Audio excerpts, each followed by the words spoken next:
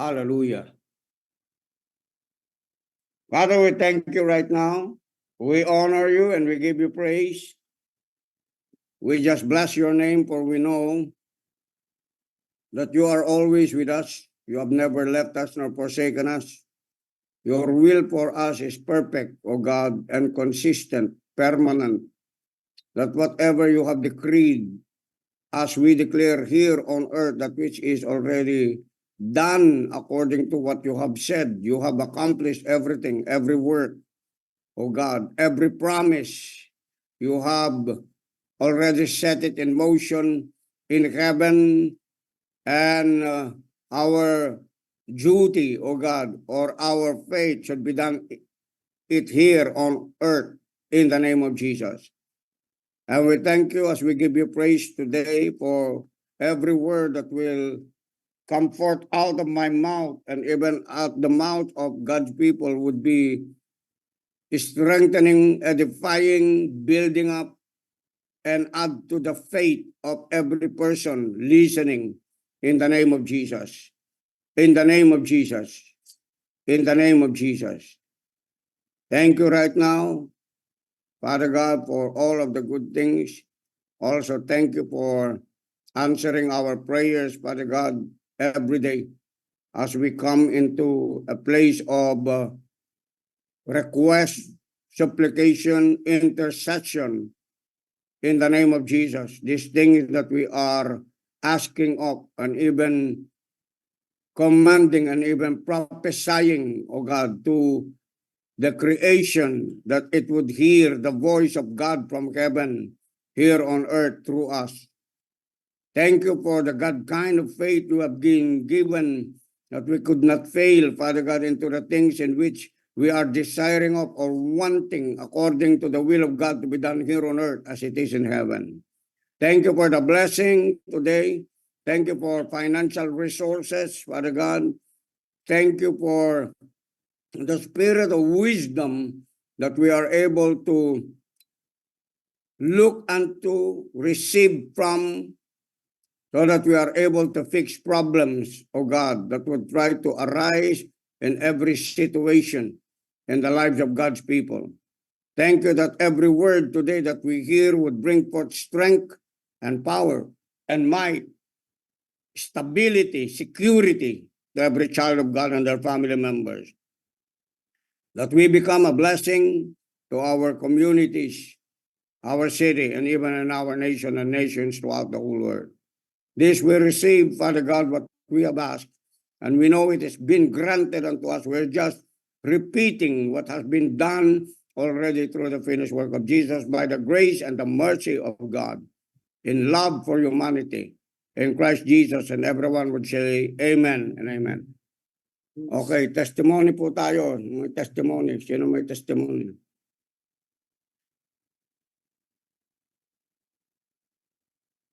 Pastor, mag-testimony ka.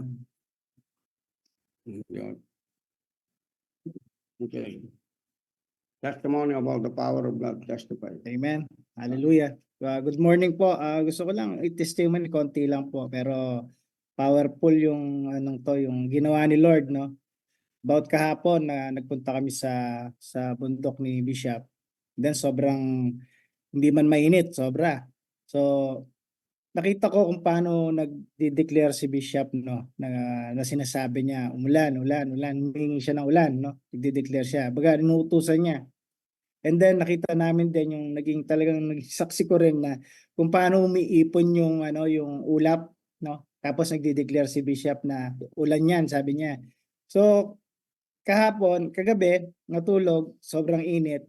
So doon nagmanifest yung sinasabi ni Bishop, na nagulat ako na totoo pala yung, actually totoo naman talaga na hindi aksidente yung mga nangyari. Kumbaga talagang dahil nga sa may nanalangin na nag-declare ng rain, nag-manifest. So kaninang madaling araw nga biglang 2 to 3 AM, no, Josh, no? Biglang ang lakas ng ulan, unang ulan. Siguro yung unang ulan, parang tinanggal niya yung yung init sa lupa. And then sumunod pa yung pangalawang ulan, yun yung lamig na. So doon ko nakita talaga yung goodness talaga ni Lord, no, na once na may nananalangin talaga na talagang hinihingi kay Lord, talagang gagawin ni Lord yung mga bagay. So, marami din times na nakita ko kay Bishop na nagmamanifest yung mga sinasabi niya. Like nung sa church, walang ilaw, sabi hanggang 12, pero nung dumating siya, sinabi niya lang minsan, let there be light, biglang nagkailaw. So, ang dami, no? Ang dami talagang ginagawa si Lord sa atin, no? Sa buhay natin na wag tayong maano yung mahihiyang magsalita o mag-declare o maghingi kay Lord dahil si Lord talaga sinabi naman 'di ba niya na hingin mo sa akin gagawin ko, yun naman yung sinabi ni Lord sa Bible, 'di ba? So ganun lang. So yun lang po yung testimony ko na talagang na-bless ako dun sa kagabi na biglang lumamig na no, yung gano'n na nabasa yung mga lupa na talagang hindi lang tayo yung nag-benefits doon, pati yung mga halaman, 'di ba? Yung mga dapat na mabasa na ngayon na talagang tagtuyot, no, pero dininig ni Lord, no, yung declaration habang nasa sasakyan kami nagde-declare. At kami naman nag-a-agree kami, hindi kami kumukontra. So talagang naano lang ako talaga na-bless ako kaya nung dumating ako sinasabi ko nga kay Bishop yun na talagang yung prayer powerful saka nag-manifest talaga sa buhay natin. Hindi lang yung blessing na ano kundi itong ginagawa ni Lord sa buhay natin. Yung patuloy na maganda kahit sobrang init pero may gagawin pa rin maganda si Lord sa atin. Amen po ba? So, yun lang po. Konting testimony lang po. To God be the glory po lahat yun. Amen. Salamat po. Amen. Okay, palakpakan po natin ang Panginoon. Uh, God is looking for people who will operate His power, His command, His authority to be able to exercise dominion here on earth. I said here on earth. Amen. Now, kapag halimbawa, iniisip po natin na si Lord ang gagawa nun, God's not going to do it. He's waiting on us as His church. He's waiting on God's people to be able to exercise command. That's why authority is about commanding. Authority is about decreeing what has already been decreed or declaring what has been decreed. So, this is not the first time that it happened. It happened already in the Old Testament. It happened already many times at the times of Elijah. It happened at the times of Joshua. It happened at the times of Moses. It happened at the times of the people of the old. Why is that God caused these things to happen so that He would make human beings from those who have come out from the world to believe what God can do on the basis of what they say, on the basis of what you say, on the basis of what they say, those who believe. Because even at the times of Elijah, there were prophets whom Obadiah hid from the slaughtering power of Jezebel. But there was one Elijah who stood out to come into the open for a challenge to the prophets of Baal. So God is looking for people who would be able to dare to stand in the midst of any work of any man or even satanic oppositions that would try to destroy the world before the time of God. And if we are open to the things of God and have our ears open to the Spirit of the living God, just like us, Elijah had an ear open after that he had defeated the prophets of Baal in that battlefield. Kung makikita po natin, no, yung nangyari doon sa book of 1 Kings chapter 18. And if you go there, the word of the Lord made a clear statement.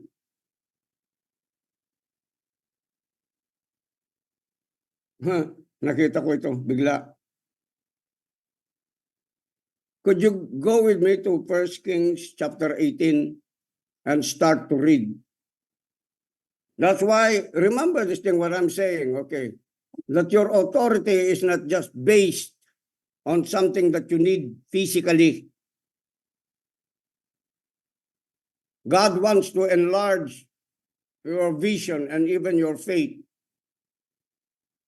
so that it will affect many, okay, on the planet. Many on the planet. The dominion that God has given unto us should be exercised by the authority of what kind of dominion do we really have. Kasi sabi ng Panginoon, I will give you dominion over the things that are on the earth. The birds, the reptiles, the fowls of the air. And whatever happens in the earth is not God's responsibility, but our responsibility. Are you getting me?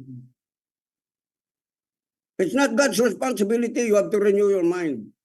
Because the earth belongs to us and the heavens belongs to God. God already has relinquished his right to operate on the earth, that without a man speaking to him, decreeing whatever already God has decreed on the earth that has already been happening in the heaven by the finished work of Jesus. Kasi nung tinapos ni Jesus yan on the cross of Calvary, it returned the veil.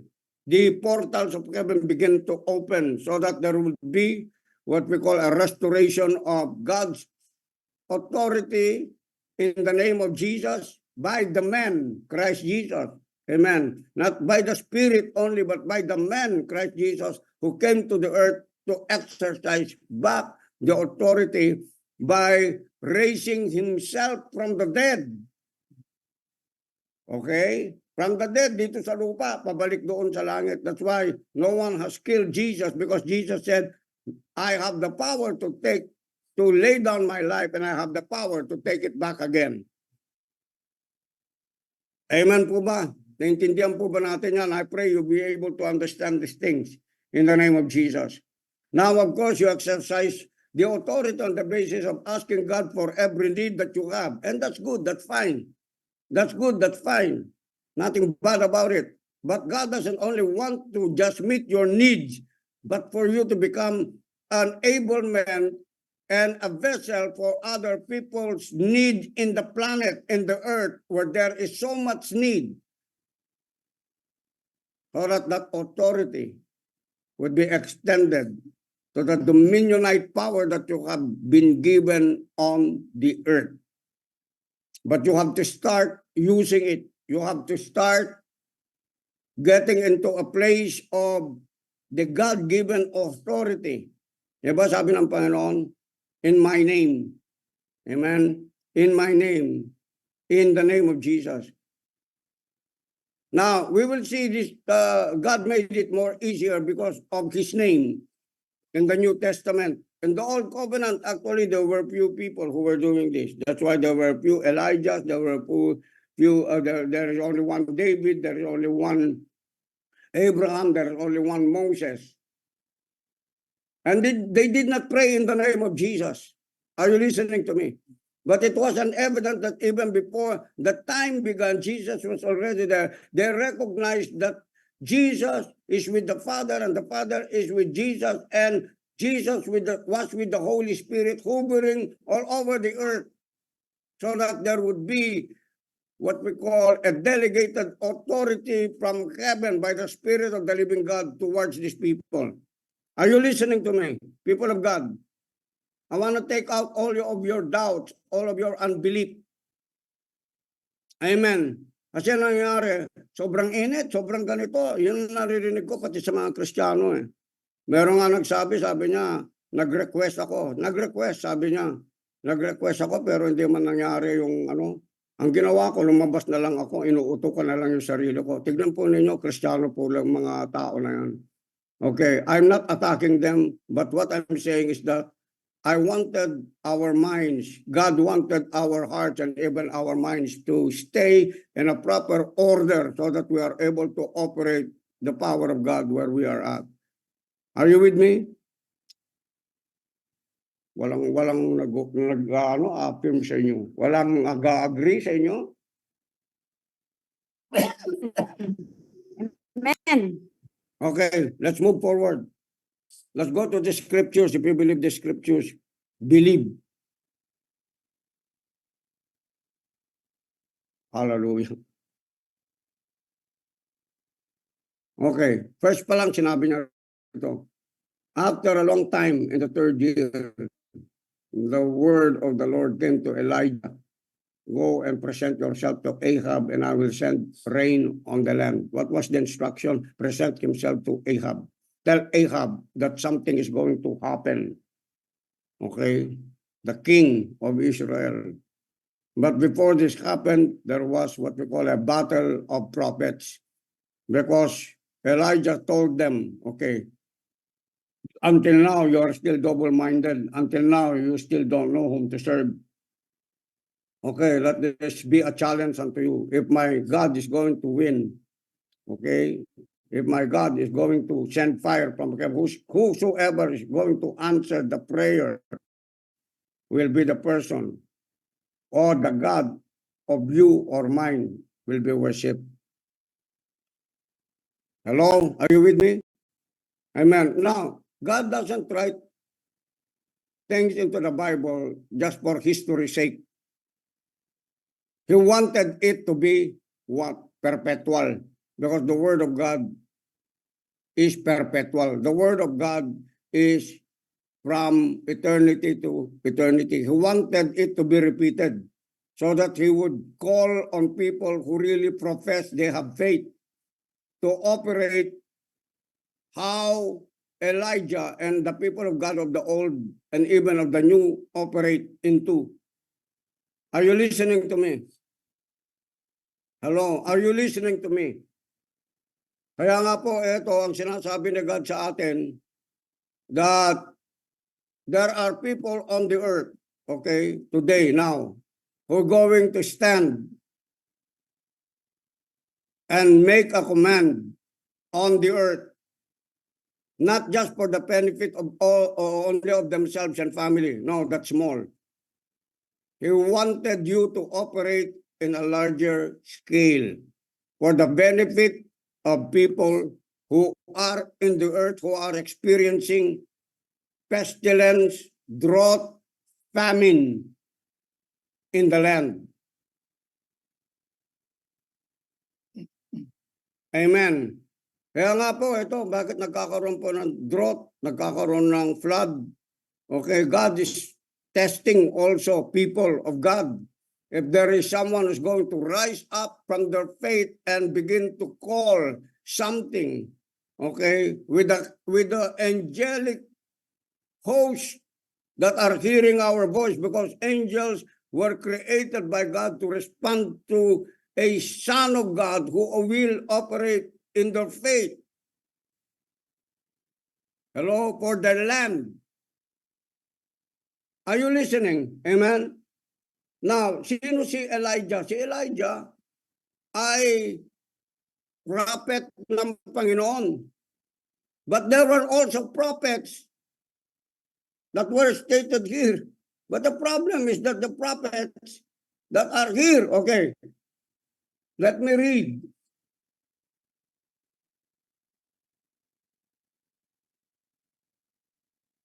While, verse 4, please read with me. while Jezebel was killing off the Lord's prophets. Jezebel, babae lang ito, si Jezebel, was killing the Lord's prophet. Now listen to me, okay? I would like to correct some of the teaching in deliverance ministries, okay? It's not that I don't believe in deliverance, but the Bible is saying when Jezebel, he didn't say Jezebel spirit. When Jezebel, he was a human spirit. Look at it. Are you listening to me? This person's spirit is so strong that he had the ability to control even the prophets of God that are not walking in the order of the divine spirit of God. Now, this kind of spirit in her name attributed a lot, okay, through the history of the church. Because when they mention Jezebel, it seems na merong fear. It seems that she is a person of embodying people, and even the people in the church or even outside the church, this kind of spirit. Jezebel. In the New Testament, I cannot hear about Jezebel's spirit. It's talking about principalities and powers and rulers of the darkness of this world, which is no match to Jesus. Listen to me. She is no match to Jesus. What kind of spirit is within the church, amen, that is trying to oppose the power and the authority of God is no match to that name of Jesus, whoever they are.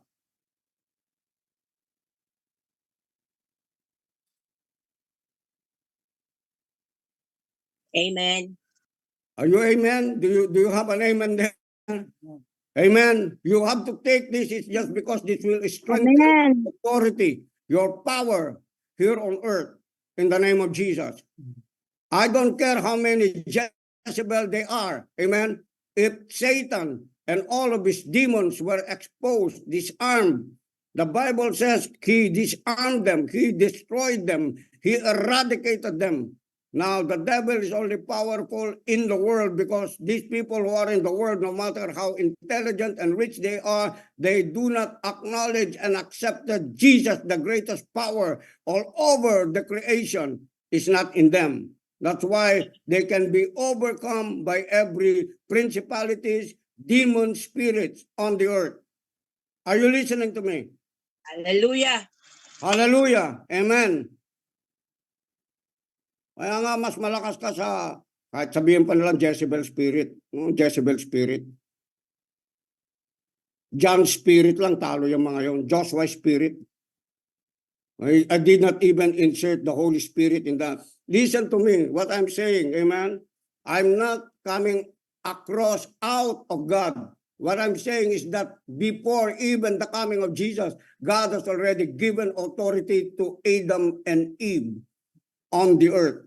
Our dominion is on the earth. How much more about the redemptive power of Christ restoring back, giving us back the keys of hell and death in the new covenant? My brothers and sisters, sometimes we don't know what we're thinking and saying about what we have been given. Hello? Now let this encourage you. Amen? Let this build you up strongly. Now the Bible is saying, while Jezebel was killing off the Lord's prophets, Jezebel killing the Lord's prophets, Obadiah had taken 100 prophets. Obadiah had taken 100 prophets and hidden them into 2 cages, 50 in each, and have supplied them with food and water. What are in the world of these 100 prophets doing nothing about the condition of the land? Come on. What are they doing? They're being hid into the caves. Why? Because there was no one like them, like Elijah. Come on, listen to me. They were prophets of the Lord, but they were not prophets from the Lord. Can you see the difference? Are you seeing the difference?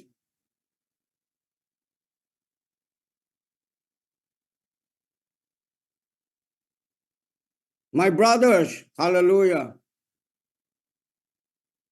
Listen to what I'm going to say. Because out from where you are at right now, there is what we call a movement of the former rain and the latter rain that came to us 3 a.m. in the morning. That the things that God was did from the former rain, there is the latter rain now that is greater than that of the former rain. I'm talking about power here. And if you combine the former and the latter rain, that power is going to explode before the coming day of the Lord. Among God's people, as you listen to what I'm saying right now, it will explode in the body of Christ upon recognition of what kind church or part of the church are we into. Either we operate through programs, we operate through the traditions of men, we operate on how people welcome it according to how we decide it, according to the spirit that is in the world, or according to the power that is of God in us. Are you listening to me?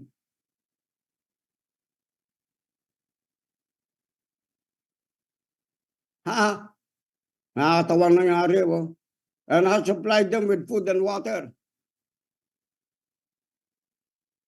Oh, Jesus, have mercy on us in the name of Jesus. Now, verse 5. Ahab said to Obadiah, go through the land to all the springs and valleys. Maybe we can find some grass to keep the horses and mules alive. We will not have to kill any of our animals.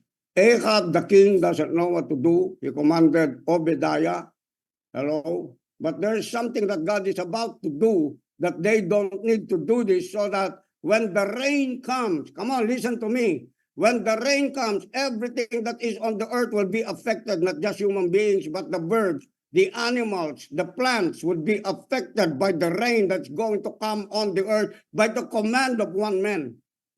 I said by the command of one man. Who's that? Elijah, the prophet of God.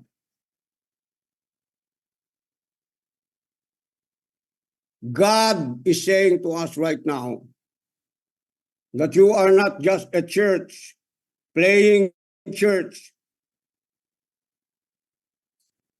God is elevating his church people so that we will not be one of these prophets being hidden in a cave, being just fed by God and do nothing about the authority and the dominion exercised by each and every one of us. Are you listening to me?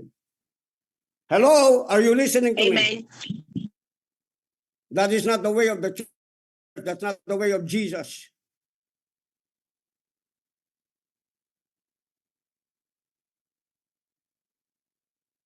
Let us see deeply. Let us infiltrate or penetrate deeply of what we are doing from the church, from us, from God, through us, and through us, through the people.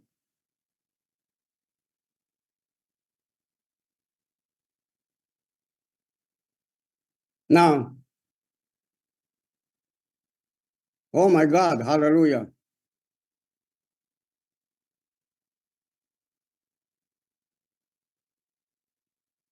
Verse 6, so they divided the land they were to cover. Ahab going in one direction and Obadiah in another.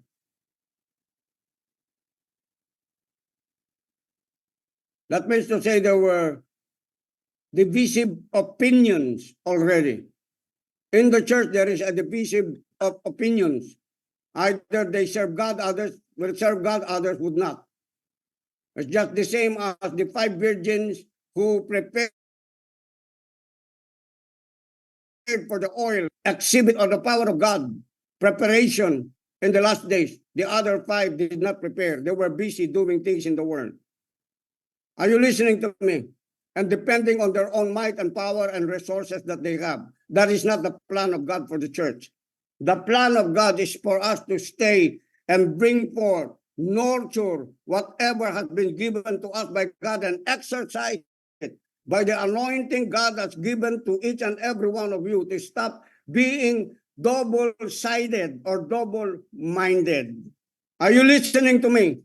Keep depending your life on the power of God, on the word of God, because we don't know and nothing knows about what is going to happen. Whatever we have invested in the world will not carry on when Christ is going to come, but only what you have caused to obey according to the voice you have heard from Christ for the benefit of humanity. That's what it is.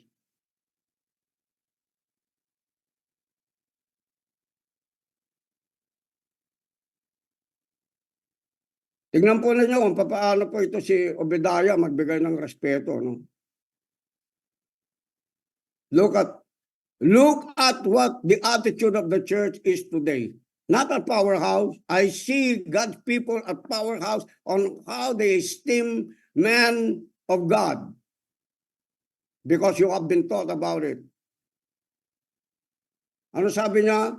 Verse 7, as Obadiah was walking along, Elijah met him. Obadiah recognized him. Still, Obadiah was a prophet, but he saw someone greater than him. He knew his place. Are you listening to me? Alam niya yung lugar niya. Hindi siya nakikipantay sa kanya. Alam niya yung anointing na nasa kanya at alam niya yung anointing na nasa kay Elijah. Although Elijah was not giving himself a high esteem more than anyone, yet these people around him recognized what he was carrying about the authority given to him by God. Now look at it. And Elijah met him, Obadiah recognized him, bowed down to the ground and said, is it really you, my Lord, Elijah? Alam po ninyo, bakit there is no such thing as operation of a great power within the church when people do not do these things?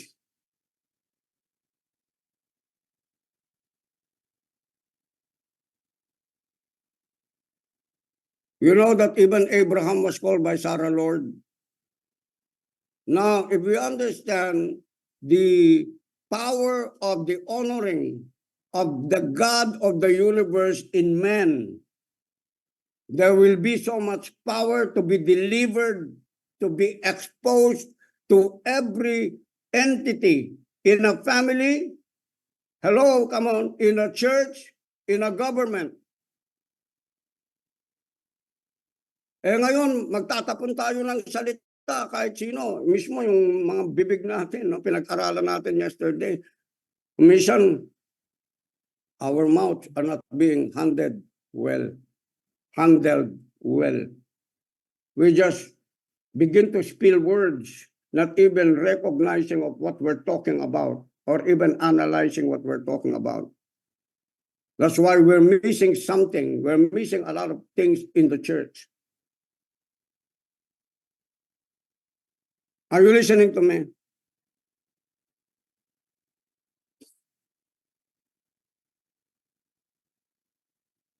This is very powerful. This is very powerful. Yes, he replied, go tell your master, Elijah is here. What have I done wrong? Asked Obadiah, that you are handling your servant over to Ahab to be put to death. Obadiah knows about a repetition of Elijah. Okay, ako minsan, patawag mo nga si may kakausapin lang ako at may sasabihin lang ako, the authority or in the church. Pagka nakakarinig, usap tayo, akala nila meron silang ginawang masama. No, it's not. God just want to reveal something greater for the supply of the church or for your supply. Are you listening to me? God is not angry at you when God is saying something. He just want to talk to you. And sometimes people of God and even authorities whom God has placed within the church, when something is being said, most especially if they have really a strong spirit, okay, there will be so much what we call a feeling of fear But it should not be. It should be the fear of the Lord in you. That should be the beginning of a wisdom from a delegated authority from God. Are you listening to me? Kasi yung mga authorities na kinatatakutan, kasi ito, pag natanggal, when you begin to take away the fear of the Lord in the church, the fear of the Lord among us, you know what's going to happen? There will be no such thing as manifestation of the supernatural. And the authority that you have been given will not work no matter how much you say. Are you listening to me? Because you do not understand the power of submission, the power of honor, the power of authority, based on how God has called these people to be able to stand, to train, to teach you on how to operate in a greater power, manifesting on the earth, not just on your personal deeds, but on the earth. In the name of Jesus. Kaya yung mga prophets of the old, alam nyo ang bakit? They were so focused on God, just hearing the voice of God. And those people who have the resources are giving supposed to be to the prophets of God to sustain whatever they need. What they only need is a word from the Lord. Yun ang pre-preserve nila. If the church would continually stand like that, there will be no such thing as any need within the church. I'm telling you. Because just like as the times of Moses, yung na-deliveran ng 5 tinapay, ibinigay niya yung 2 tinapay o 3 tinapay doon sa wala. There was a what we call an equality of distribution, because that is always the will of God for each and every one of us when God calls us and called us as his bride and his body.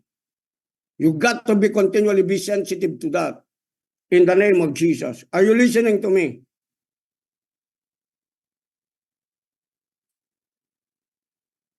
Your money is not for you alone. Excuse me. What God has given you, always remember Deuteronomy chapter 8, verse 18. I'm not saying this to manipulate you. I am reminding you. It does not belong to you. Every day you have to listen to the voice of the Holy Spirit. Listen to the voice of the Holy Spirit.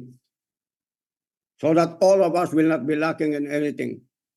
To those who are preaching the word of God at Powerhouse and they are full-time, if ever you are blessed, listen to their needs. Listen to them. What will be my supply? What will be my role for these people, Father God, who are 100% doing the will of the Father, just listening to your voice, praying in the name of Jesus and studying the word of God and listening so that there will be meat. What is the purpose of tithing? So that there will be meat. What is meat? Revelation in the house of God. That is the purpose. Are you listening to me? Ano sabi niya rito?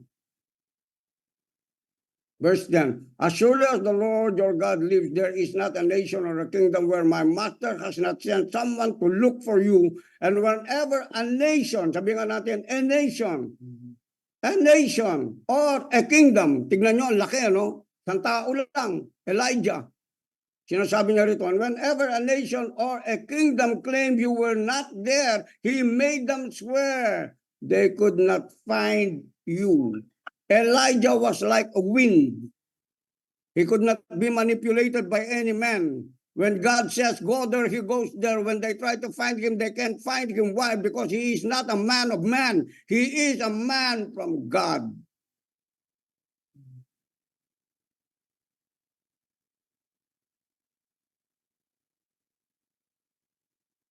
I pray in the name of Jesus.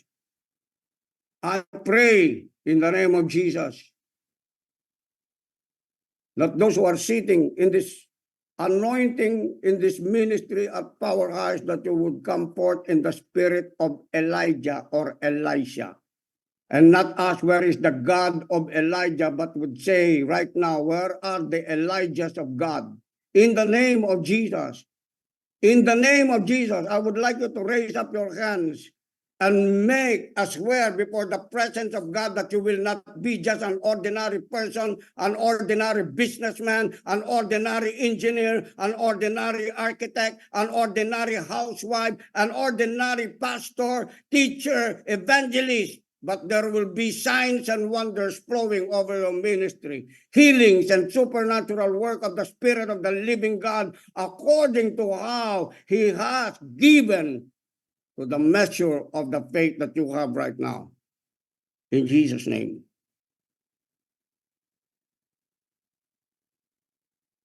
Nakikita po natin ito. Hallelujah, that the success of the nation of Israel was not even based on the king. It was based on what the prophet has to say to the king or say to the land.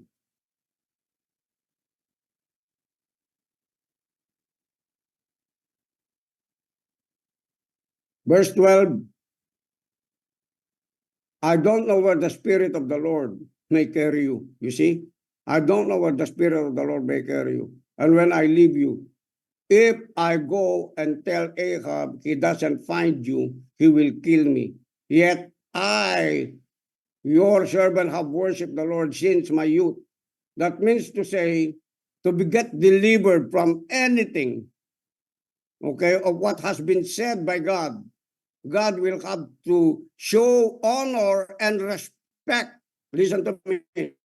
God will always have to show honor and respect on what you have been doing from the past in your response to the call, to the voice of God over your life.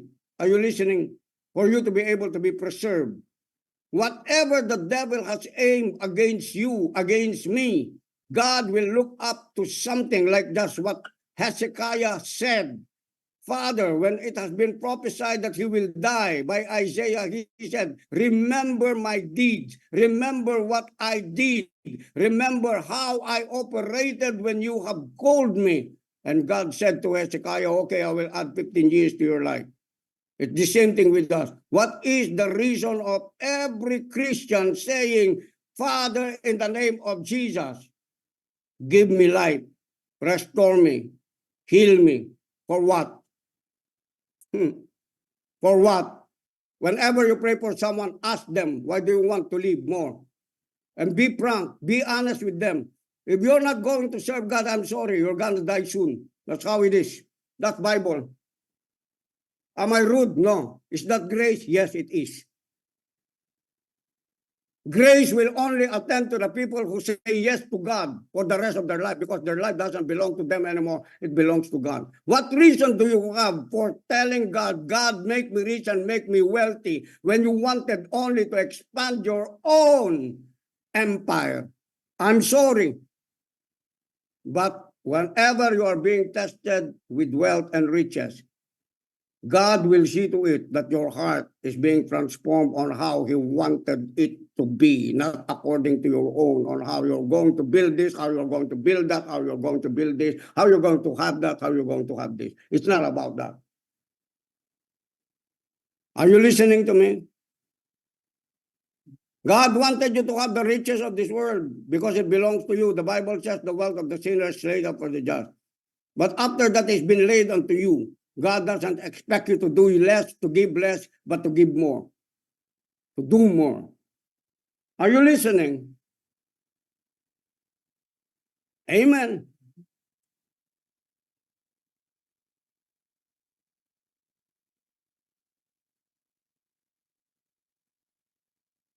Verse 13, tingnan po natin ito. Haven't you heard, my Lord, what I did while Jezebel was killing the prophets of the Lord? I hid 100 of the Lord's prophets into 2 caves, 50 in each, and supplied them with food and water. This is, listen, this is a work of prophetic people. Obadiah is a symbol of the prophetic people in the church and prophetic ministry. They know how to hide people whenever they fall. They know how to hide leaders, restore leaders until they are being fed, they are being encouraged, until they go back into the anointing God has given them to function.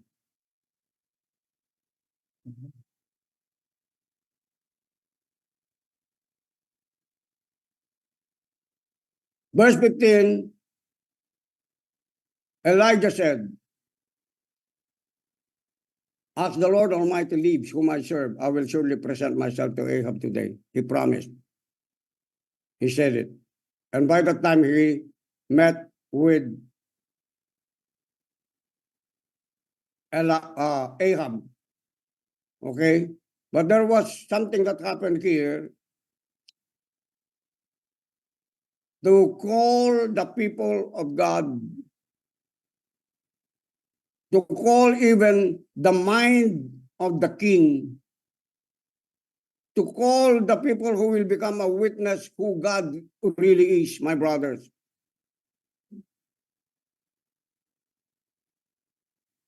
Naalala ko nung na-invite ako ng isang kaibigan ko na kumpare ko pa doon sa Mabalacat na every year meron po silang tinatawag na parang praying for a shrine. The shrine is not about Jesus. The shrine is their God, Buddha. And there were even Christian leaders who have been praying about the blessing. And that's good.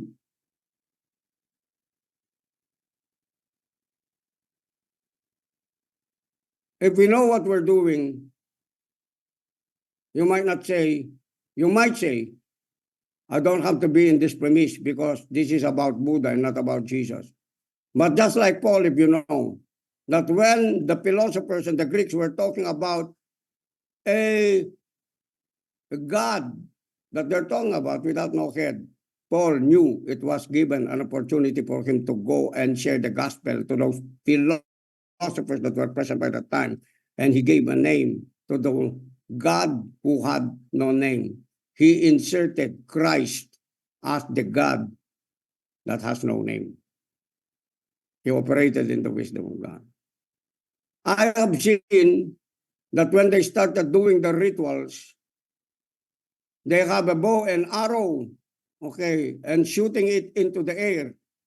While they were shooting it into the air, okay, after that we have prayed, after that I have shared the word of God and prayed. You know what is happening to the bow? The bow did not go like that. The bow went like this. It just went down. It just went down the ground. It didn't flew like that. God was saying something to them, that the God that they are worshiping is not really a true God, but the God that we're saying whom to worship, Christ Jesus, is the true God that we're talking about. Are you listening to me? My brothers and sisters, there will be what we call so much boldness and courage within the body of Christ today. And you don't care if ever they will kill you or not for pronouncing Jesus Christ as your Lord and Savior, because this will be the end time test. If people, Christians, professing Christians, are going to deny God in the presence of these people who will try to intimidate us and tell them, once you pronounce it more, I will kill you, they will still pronounce it and even go together with the Lord.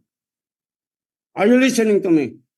Kaya ganito po yung latagan ko ngayon sa inyo. Hindi na ako naglalatag ng prosperity, prosperous na kayo eh. Kung meron siguro una lumatag ng prosperity dito sa Angeles, kami. At the times, the persecution was so strong, but now churches are believing, pastors are believing prosperity. Even my neighbor didn't believe. My compadre was saying, pakinabangan ko nga ito. Why? Because it is for you and me. Ano nang kailangan lang natin gawin ngayon sa prosperity natin, Omega, habang napaprosper tayo?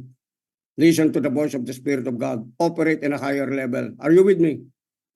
Amen. Dare to declare something that no other ministers are declaring it would happen. It will happen if you stand in your feet with your faith by the dominion and power you have been given in the name of Jesus. Are you listening to me? Stop hiding yourself into the cave. This is not the time for hiding. We are in the critical times. It's time for us to expose ourselves into the world and speak to the world and speak to the nature and speak to the creation and speak to the authorities in Jesus' mighty name. This is the time for us.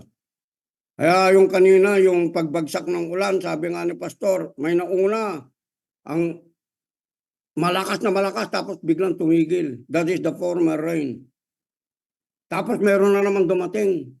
Rain uli. Sabi ng Panginoon sa akin, that is the latter rain. So what is it going to do? There was a rain before that was only a shadow of a more greater rain to come. What is that? The finished work of Jesus, the authority of Jesus, and the power of Jesus in these last days that is going to be presented towards the people with their naked eye, that they're gonna see the power of God at work. When we begin to declare what God is saying, it would happen, it will happen. Are you listening? Kaya nga, yung mga nagpapartik dyan, pumupunta kayo sa ibang lugar, they ask you to share the word of God. There is no such greater power than the power that has transformed your life from the old to the new. That is the greatest miracle that happened in your life that you cannot deny. They may deny it themselves because they haven't seen you change, but you can never deny it to the point of death, to the point where you will come to sleep with the saints who are sleeping, that at the time of the day when the trumpet is being held and being blown into the spirit, you will hear the trumpet of the Lord.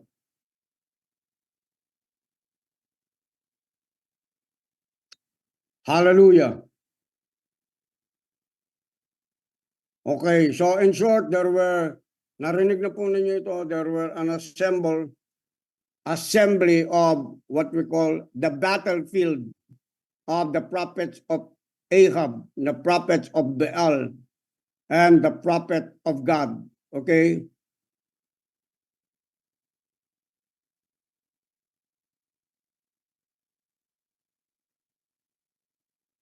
Verse 21, Elijah went before the Lord and said, how long will you waver between two opinions? If the Lord is God, follow him. But if Baal is God, follow him. But the people said nothing. You see, the people are just in the neutral. Are you with me? Are you with me? The people are always in the neutral. They want to be in the safe place. In the highway, they think it is the safest place where they could walk. Now, that is the most dangerous place that they could walk, because you can never define what's going to happen, foresee what's going to happen. Seemingly, it is the same. That's why there is also this kind of spirit within the world. They don't know if they're a man or they're a boy, right? Are you listening to me? Until you decide you live for God, you may not know who you are really in your identity in God and in Christ Jesus. Cool. Amen. Are you with me? You have come out of it, most especially Robbie. Amen. You're coming into the power of God. Remember that. Amen. That lifestyle that you had before is so much, no match, okay, to where and to whom you are right now from that as a son of God, obeying the voice of the Lord, in service to God. Whatever you are doing, whether you have served water for the man of God, serve it for the people of God, you will not lose your reward. You are called a righteous person, you're going to receive a righteous reward. If you did it to a prophet, you're going to receive a prophet's reward. What is the prophet's reward? Revelation knowledge. Open heaven revelation. Are you with me? Wealth and riches. Because when they prophesy to you, you're going to be rich, you're going to be rich. Yeah, believe me. That's how the prophet did it from the old to the widow. Amen.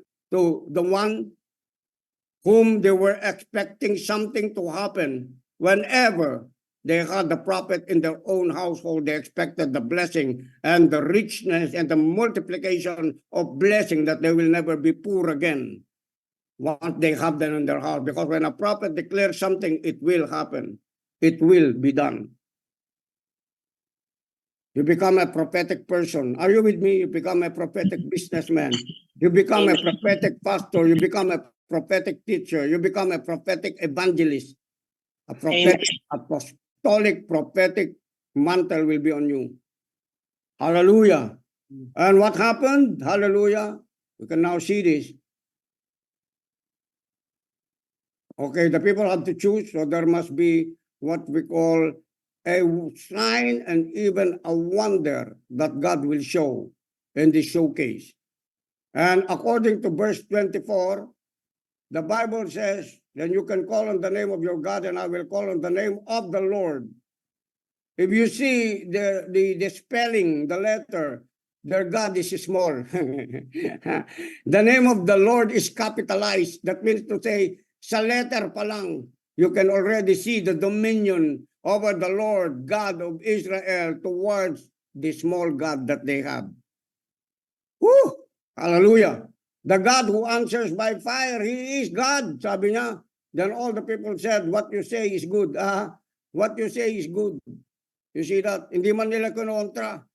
Because even them were witnessing something. Something in them already is happening. Those who are worshiping their Baal, they knew that this Baal is not really the true God. And then they said, but, hallelujah, what you say is good. Sabihin nga natin, what you say is good. Come on, say it. What you say is good. What we say is good. Come on, hallelujah. What the people of God. God is saying to us, what we say is good because we're talking not about just about ourselves, but about the Lord of us all.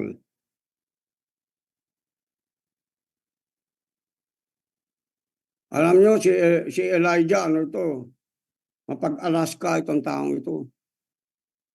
Ano, he knew how to, he was provoking them. He was provoking these people who believe in Baal. At ang sabi niya, so they took the bull given to them and prepared it. Then they called on the name of Baal from morning till noon. Sabi niya, oh, Baal, answer us. They shouted, but there was no response, no one. Okay. And they danced around the altar they had made. My brothers, God never wanted us to act like this. Are you with me? Dancing, praising, raising up our hands, it's more than that. The witness is this. When you begin to decree and declare something and call on things, something is going to happen. Are you with me? Something is going to manifest. That's what it is to be a child of God in the prophetic. Come on. Hallelujah. They shouted louder. They slashed themselves with swords and spears as their custom was. Their blood flowed. Midday has passed. Okay? Their frantic prophesying until the time for the evening sacrifice, there was no response, no answer, no paid attention. Then Elijah said to all the people, come here to me. They came to him and they repaired the altar of the Lord, which was in ruins. Kasi nakita ni Elijah, baka nagkape yung ano ninyo, na you went for a coffee break, baka nagbakasyon yung mismong Diyos ninyo, baka natutulog. Sabi niya doon sa previous verses, no? Matindi talaga itong si Elijah. Alaskadero pa siya. Amen? Are you with me? Come on! Hallelujah! And then ano nangyari? Dito sa verse 33, para hindi na kumabong masyado ito. Ang pinagawa pa nila, amen, pinagawa pa ni Elijah, with the stones he built an altar in the name of the Lord, and he dug a trench around it large enough to hold 2 seahs of seed. He arranged the wood. I'm saying something here, but it would be a different topic again next time. Amen.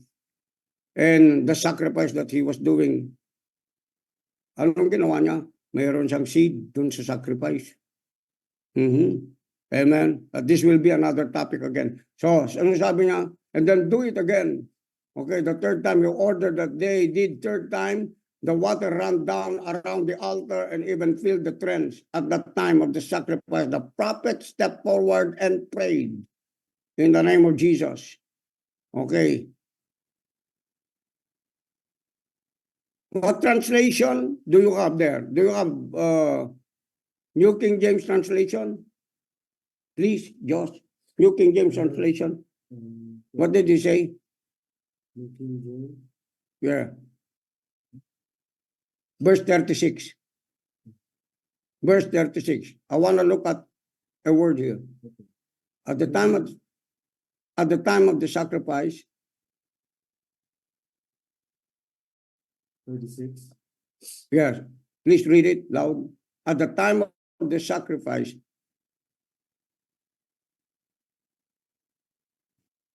Okay, 1836. yes, And it came to pass at the time of the offering of the evening sacrifice that Elijah the prophet came near and said, Lord God of Abraham, Isaac, and Israel, let it be known this day that you are God in Israel, and I am your servant, and that I have done all these things at your word.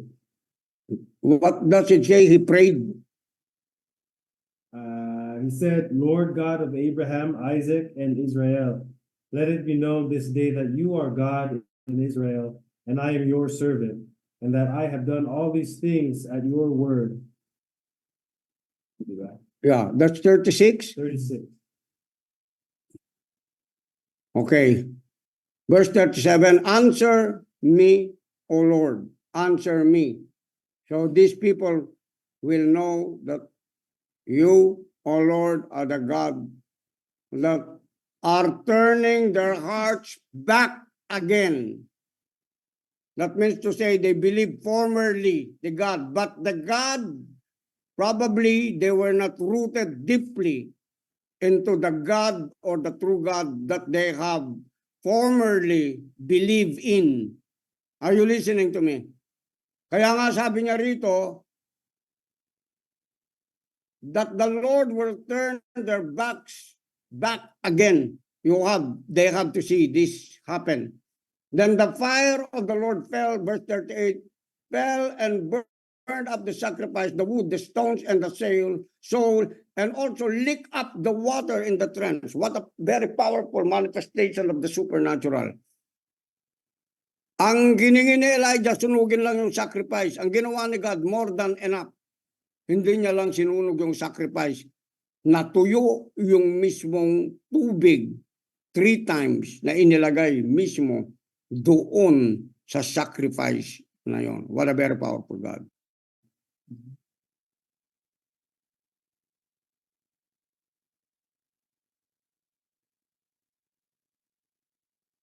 What did he do?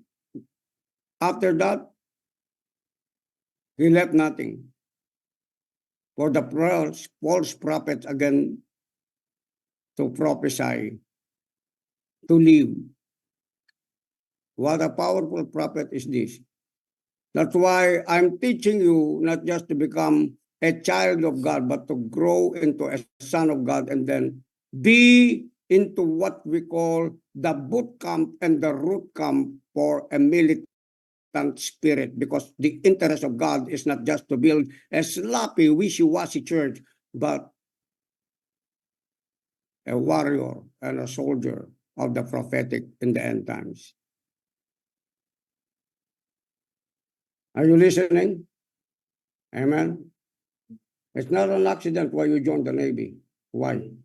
Because in the last days, the true spirit of the prophets are going to rise up as people of war, men of war, men of understanding, men and women of wisdom.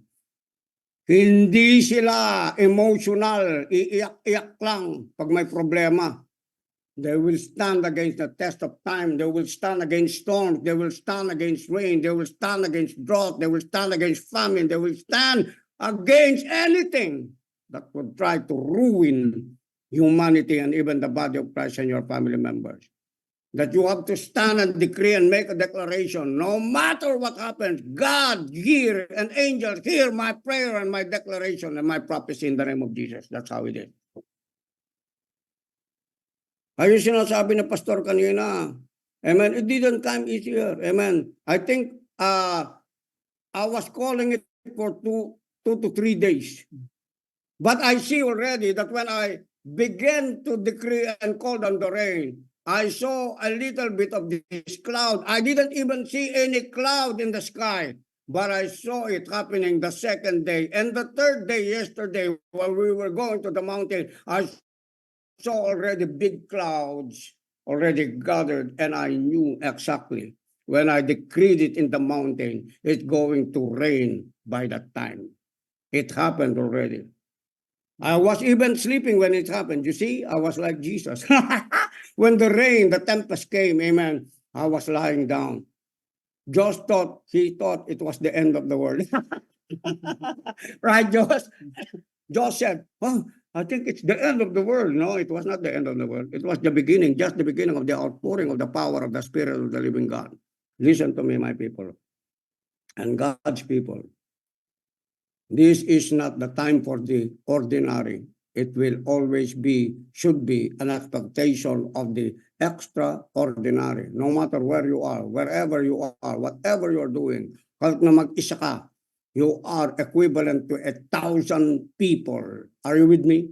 You are equivalent to them. Because Elijah, amen, prophesied, decreed the thing in the midst of the king, in the midst of these idolaters. How many of them? There were plenty. Yet he challenged them. See whose Lord is really Lord and whose God is really God.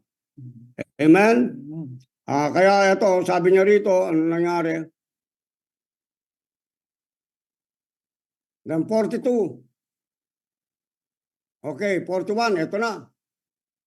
And Elijah said to Ahab, tapos na yung yung labanan, no?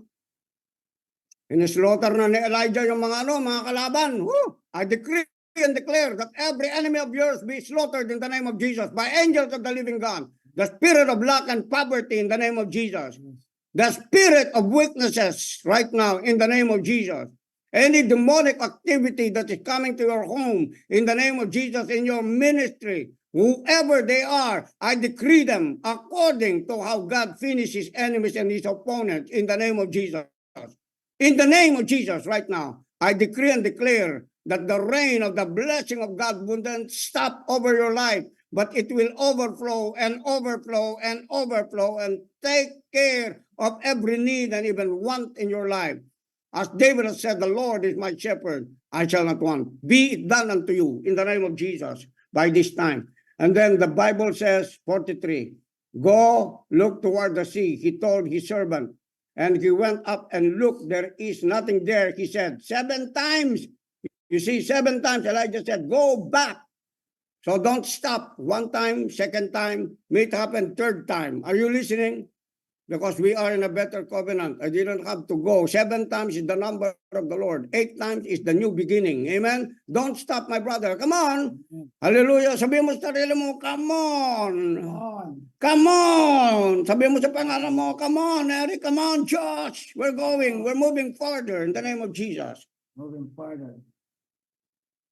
Listen to me. How strong your declaration when you're alone is the same strength that you have, or even double when you are already in the midst of these people. You should develop inner strength when you are alone by kind of confession. That's why I shout. That's why I voice out whatever I have, because I'm training myself how to be strong. First, when I'm alone. Second, when I'm in the midst of people. Now, no one can stop you. No devil in hell could stop you. Okay, and then he said what he said, 44. Okay. 7 times, sabihin nga natin, 7 times. 7 times. Then the 7th time, the servant reported, a cloud as small as a man's hand is rising from the sea. So Elijah said, go and tell Ahab, hitch up to your chariot and go down before the rain stops. Okay, meanwhile, the sky grew back with the cloud, the wind rose, a heavy rain came on, and Ahab rode off to Jezreel. He rode off to Jezreel, but listen what happened to Elijah before Ahab reached the place. The power of the Lord came upon Elijah, and tucking his cloak into his belt, he ran ahead of Ahab all the way to Jezreel. That is probably about 13 quarts, about 15 liters. What happened? Verse 16, could you read it, Josh? The power of the Lord came upon Elijah, and, sabi niya rito, tucking his cloak into his belt, he ran ahead. He ran ahead of Ahab. Ang ibig sabihin, nauna pa siya kay Ahab. Ano yun nangyari sa kanya? Translation faith. Say it with me, translation faith. Bago siya nakarating. Translation Faith. Last, could you read it? Verse 16. And the hand of the Lord was on Elijah, and he gathered up his garment and ran before Ahab to the entrance of Jezreel. Okay. Listen to me. When you walk in the Spirit, when you walk in the prophetic Spirit of Christ over you, you are moving fast more than anyone else.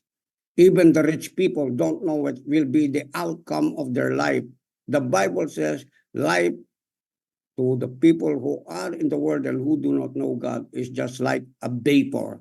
It's here for a moment and suddenly it's gone. Think about that. The life that you have in Christ Jesus is a speed faster than the light, faster than sound, faster than that. Brothers and sisters, if this encourages you today, bless the Lord. Bless the Lord and thank Him for today.